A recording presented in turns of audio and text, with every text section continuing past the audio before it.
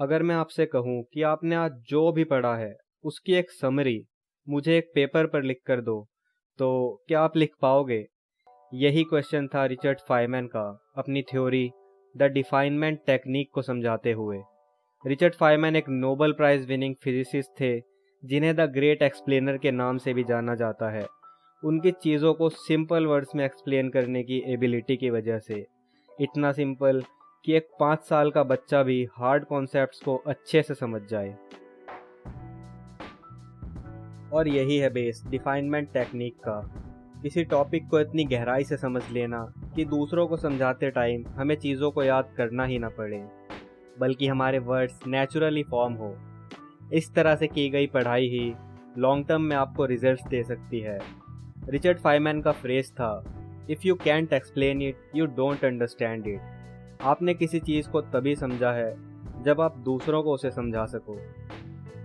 Cycle चलाना सीखते time हम उसे याद नहीं करते, हम अंडरस्टैंड करते हैं साइकिल के लॉजिक को, उसके बैलेंस को, उसकी ब्रेकिंग को, और इसी अंडरस्टैंडिंग के दम पे हम लोग पूरी लाइफ साइकिल को सबकॉन्शियसली बिना सोचे चला पाते हैं। इस प्रिंसिपल को अपनी स्टडीज़ में इम्प्लीमेंट करके हम लोग अपनी नॉलेज को पूरी लाइफ के लिए एनहेंस कर सकते हैं, इंस्टेड ऑफ जस्ट उस क्लास या फिर उस एग्ज़ाम को पास करने के लिए।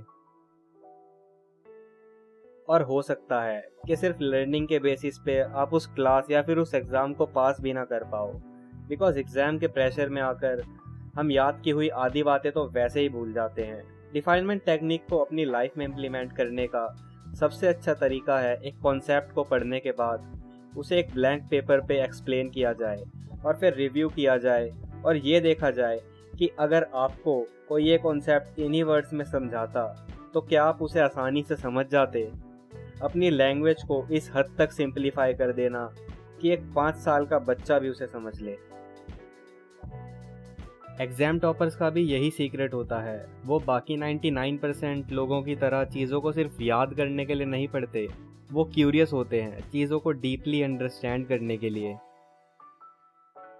तो यही था आज का topic. As always I hope कि आपको कुछ सीखने को मिला होगा और आपको ये टिप्स लाइफ में हेल्प करेंगी। ऐसी ही और नई वीडियोस देखने के लिए चैनल को सब्सक्राइब कर लेना और वीडियो को लाइक कर देना ताकि मुझे पता चल जाए कि आपको ये वीडियोस अच्छी लग रही हैं। बाकी मिलूँगा आपसे अगली वीडियो में, तब तक के लिए गुड बाय।